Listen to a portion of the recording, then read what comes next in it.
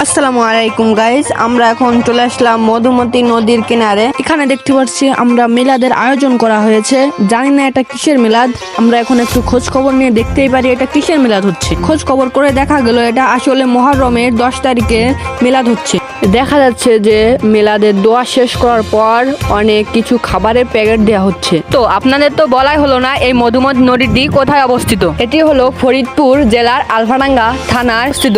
এই মুহররম এর দোয়াটি আসলে 2 বছর ধরে হয়ে আসছে। দেখুন একজন মুহররমের দিনটির জন্য আল্লাহর কাছে দোয়া করছে। দেখতেই পারছেন এই দোয়ার মাহফিলে অনেক মানুষ অংশগ্রহণ করেছেন। এই দোয়ার মিলাদ দেওয়ার জন্য সমস্ত এলাকা থেকে চাউল এবং টাকা উঠানো হয়। এই টাকা ও চাউল বিক্রয় করে এই মিলাদ দেওয়া হয়। এই পর্যন্ত কি আমাদের ভিডিও শেষ, এবং আপনারা কমেন্টে এসে বলুন আপনাদের এলাকায় কিভাবে মুহররমের 10 তারিখ পালন করা হয়। ভিডিও ভালো লাগলে সাবস্ক্রাইব করে যান।